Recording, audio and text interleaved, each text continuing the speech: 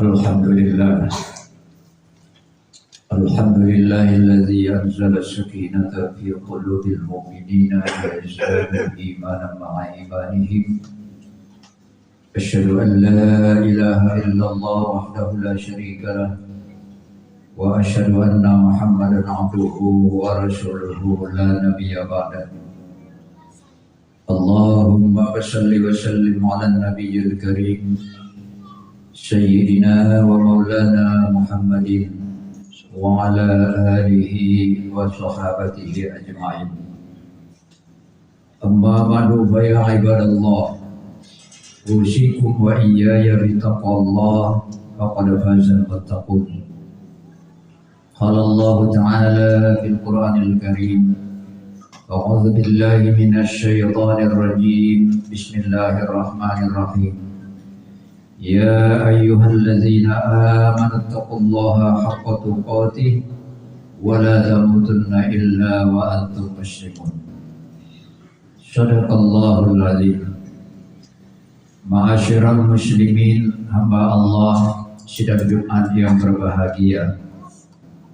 Bersyukur kita kehadiran Allah Subhanahu wa taala atas segala limpahan rahmat dan karunia-Nya kepada kita, serta nikmat sehat walafiat dan keringanan langkah kita menuju tempat yang mulia ini untuk melaksanakan salah satu kewajiban kita, yakni melaksanakan ibadah salat Jumat. Salawat dan beriring salam semoga senantiasa disampaikan kepada baginda Rasulullah Sallallahu Alaihi Wasallam, Nabi akhir zaman, Nabi pembawa risalah keselamatan untuk umatnya sampai akhir zaman.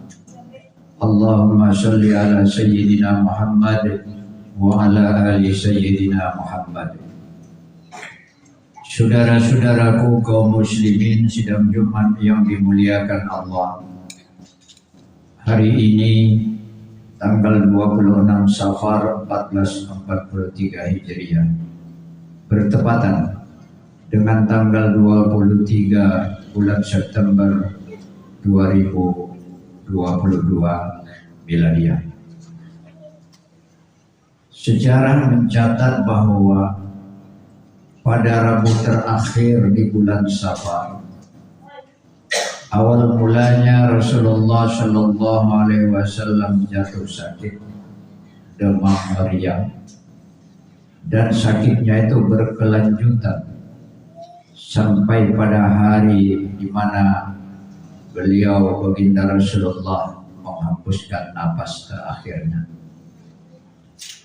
Tepatnya pada hari Isnin juga adalah merupakan hari kelahirannya, dan hari itu pula baginda menghembuskan napas yang terakhir.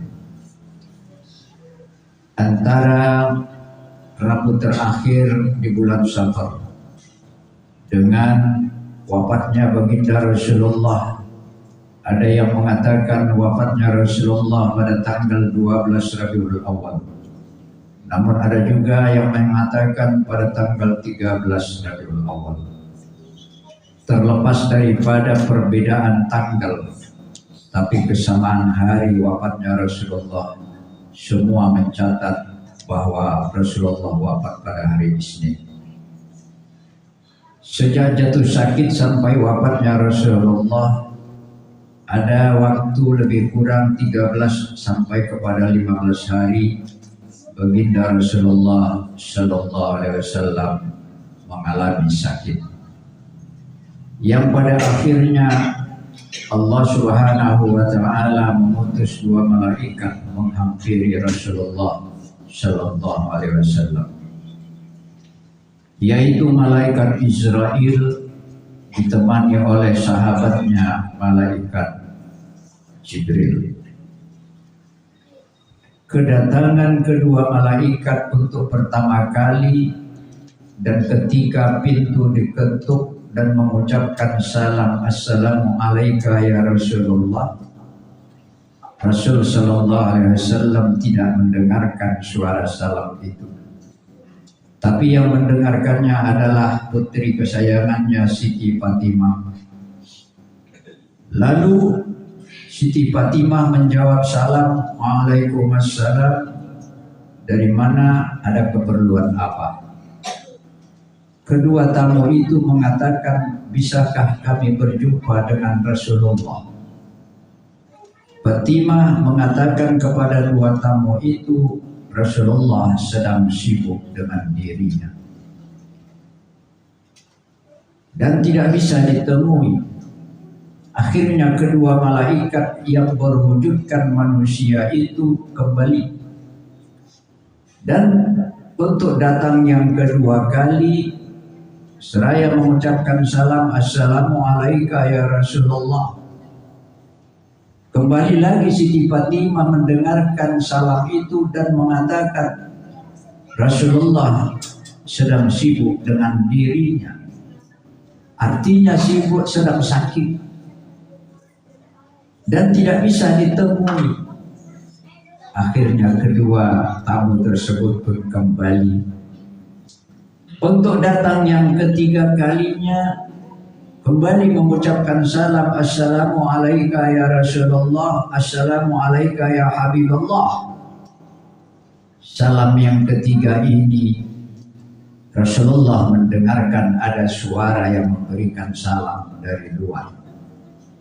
Lalu Rasulullah menyuruh anaknya Siti Fatimah, "Siapa yang datang wahai anakku Fatimah, tolong dibukakan pintu."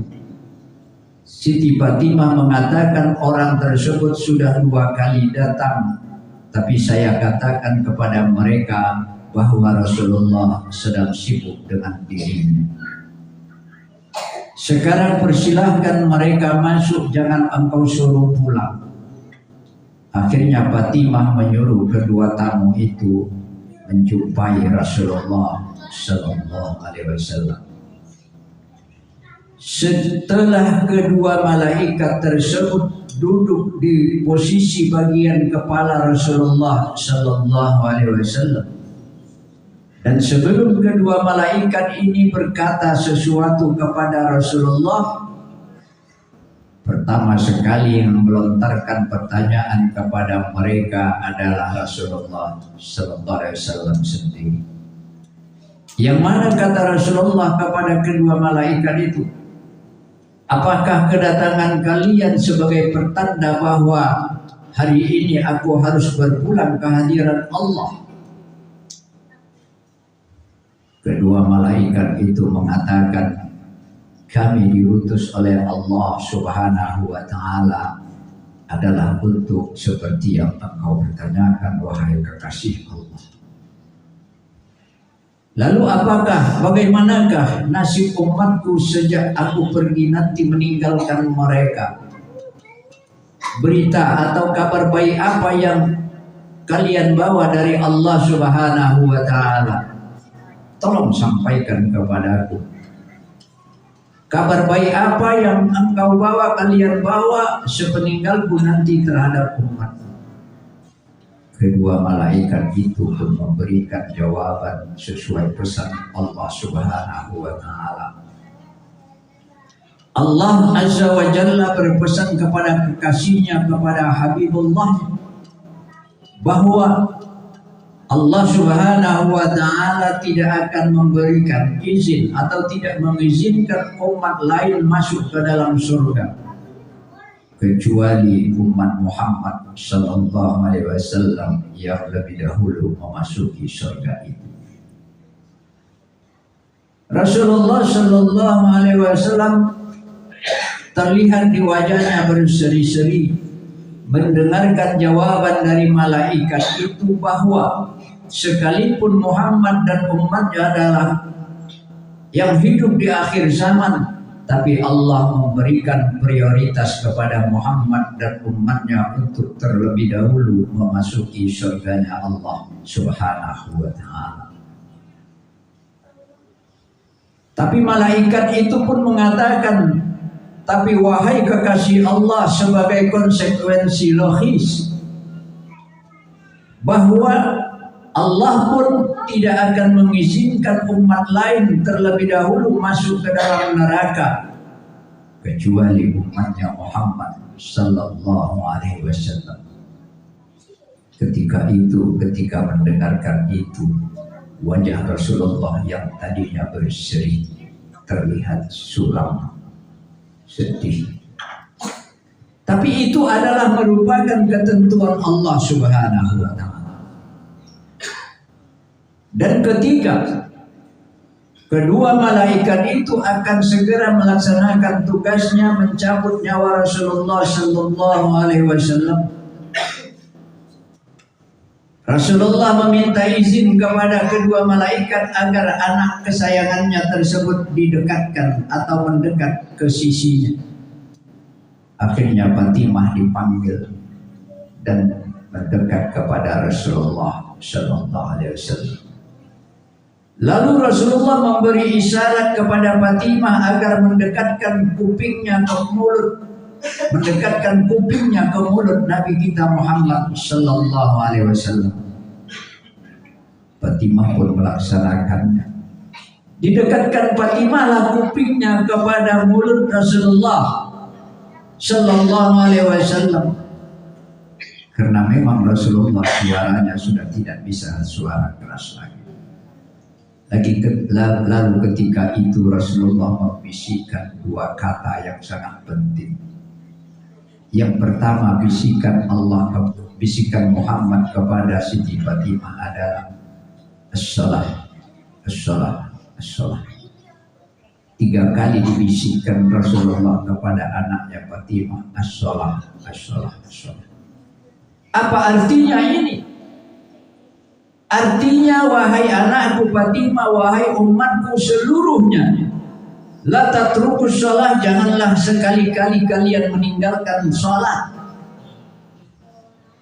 Janganlah sekali-kali kalian lupa kepada salat. Karena salat itulah yang akan membawa keselamatan kalian di dunia, lebih-lebih di akhirat nanti. Itu pesan pertama yang disampaikan Rasulullah kepada kita semua lewat lisannya Siti Fatimah, putri kesayangan. Sungguh luar biasa para jamaah sekalian. Seorang Rasul yang ketika nyawanya akan dicabut oleh malaikat Israel masih sempat berpesan kepada umatnya, janganlah umatku berani-berani meninggalkan sholat. Idza nudiya lis-sholati min yaumil jumu'ati fas'au ila dzikrillah. Kalau sudah mendatang, sudah terdengar suara panggilan untuk melaksanakan ibadah sholat Jumat, maka segeralah tinggalkan segala aktivitas yang ada di dunia ini.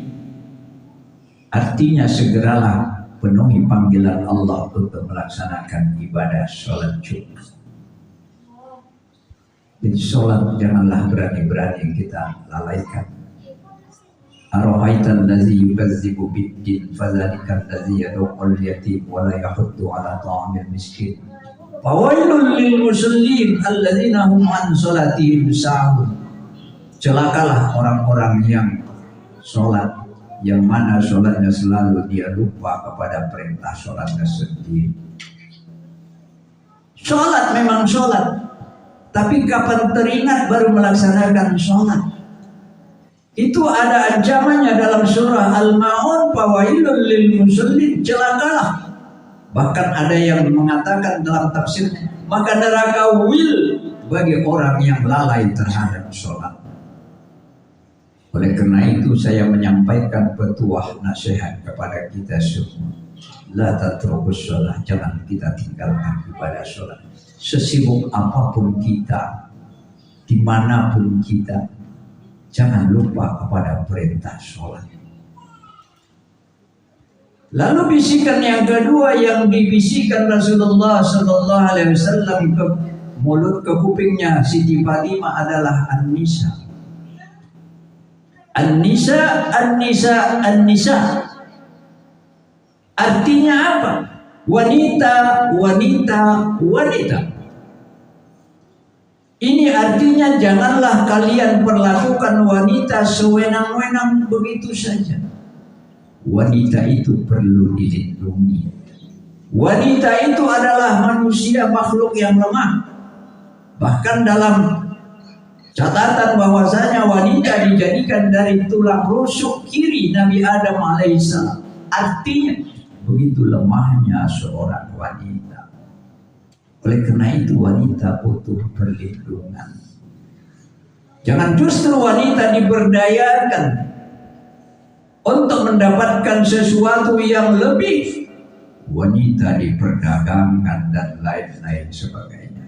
Sungguh luar biasa perjamaah nasihat Rasulullah Sallallahu Alaihi Wasallam dan bisa jaga wanita. Sejak Islam datang dibawa oleh Rasulullah Sallallahu Alaihi Wasallam, kalangan kaum wanita terangkat derajatnya. Kalau di zaman jahiliyah wanita itu sangat hina. Sebagai contoh, apabila seorang wanita sedang mendapat halangan bulan, haid, menstruasi, maka wanita yang sedang menstruasi itu dianggap oleh orang-orang jahiliyah pada waktu itu adalah manusia kotor. Dan manusia kotor tidak boleh, tidak berhak bercampur dengan manusia yang suci atau bersih. Makanya wanita-wanita pada zaman itu sebelum Islam datang, kalau sedang menstruasi, wanita-wanita diasingkan. Dibuatkan gubuknya, gubuk kecil di belakang rumah.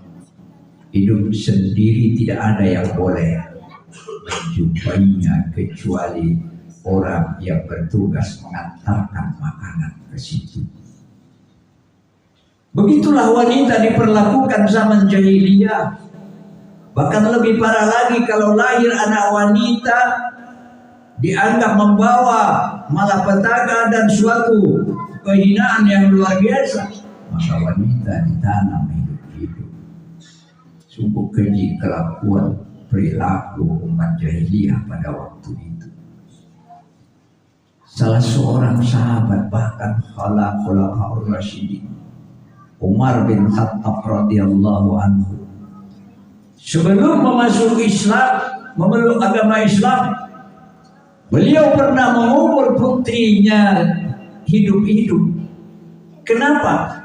Karena kondisi situasi pada waktu itu, apabila wanita lahir wajib ditanam hidup-hidup, karena akan menimbulkan malu dalam kalangan keluarga, tidak membawa keturunan bangsawan. Namun setelah mendapatkan hidayah, lalu memeluk agama Islam, yang pertama sekali dikunjunginya bahkan setiap saat dan waktu adalah mendatangi kuburan putrinya yang dikubur hidup-hidup dahulu. Artinya apa ini? Penyesalan yang luar biasa yang dirasakannya. Begitu teganya seorang Umar bin Khattab yang pemberani, gagah perkasa, sanggup menguburkan hidup-hidup putri kesayangannya. Tapi setelah dia memeluk Islam, semuanya menjadi berubah. Itulah dinul Islam. Din agama Islam yang membawa kepada kesejahteraan dan keselamatan. Apabila kita masih mau berpegang teguh kepada syariat yang telah disampaikan kepada kita lewat Rasulullah, lewat para ulama, lewat para asatizah, dan lewat para cerdik kiamat.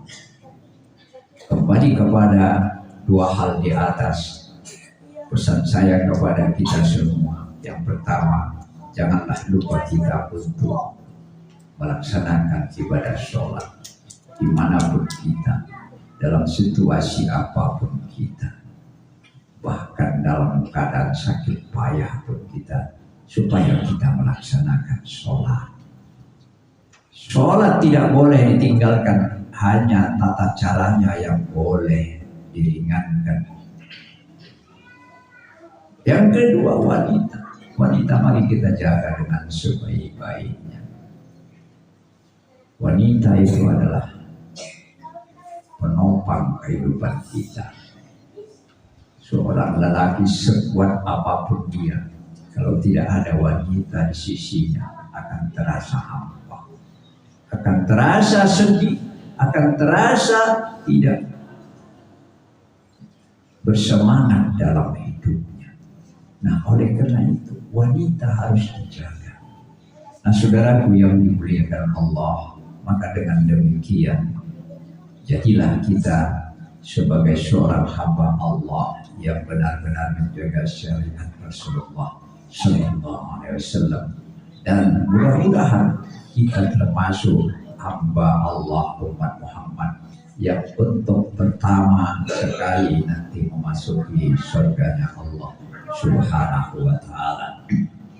Sebagai penutup firman Allah Subhanahu wa Ta'ala, wasiqal ladzina taqaw rabbahum ilal jannati zumara hatta idza ja'uha wa futihat abwabuha wa qala lahum khazanatuha salamun alaikum tibtum fadkhuluha khalidin. Wasiqal ladzina taqaw rabbahum ilal jannati zumara, berbondong-bondong datang umat manusia yaitu umat Muhammad sallallahu alaihi wasallam untuk memasuki surga. Lalu setibanya di pintu surga, rombongan-rombongan ini, wa qala lahum khazanatuha, lalu penjaga pintunya berkata kepada rombongan tersebut, apa kata mereka? Assalamualaikum tibtum fadkhuluha khalidin. Selamat untuk kalian semua, silahkan masuk ke dalam. Saudara yang dimuliakan Allah, kalau kita datang ke rumah orang, maka yang mengucapkan salam adalah kita yang datang. Kita yang bertamu yang mengucapkan salam. Tapi ketika kita akan memasuki surganya Allah, penjaga surga yang mengucapkan salam kepada kita, alangkah indah dan bahagianya kita pada waktu itu. Maka masuklah kita ke dalamnya dengan segala kesenangan dan keindahan yang ada di dalam. Semoga kita termasuk orang yang akan masuk dan mendapatkan ucapan selamat dari penjaga pintu surga itu nanti. Amin ya rabbal alamin. Saudaraku yang dimuliakan Allah, inilah khutbah yang disampaikan pada siang hari yang mulia ini. Mudah-mudahan dengan khutbah ini terketuk hati kita dan sadar kita dengan sesadar-sadarnya bahwa apapun kita, siapapun kita, dimanapun kita, sholat adalah paling utama dalam kehidupan kita. Oleh karena itu jaga sholat dengan baik dan sempurna, termasuk kalangan kaum wanita harus kita jaga agar mereka tidak menderita hidupnya. Semoga doa-doa kita diijabah dan dikabul oleh Allah Subhanahu wa Ta'ala. Amin ya rabbal alamin. Barakallahu li wa lakum fil Qur'anil azim. Wa qulu qouli hadza wa astaghfirullahal azim li wa lakum wa li sairil mu'minina wal mu'minat wal muslimina wal muslimat wa ya fawzal mustaghfirin wa ya najatat taibin. Allahumma salli ala sayyidina Muhammad wa ala ali sayyidina Muhammad.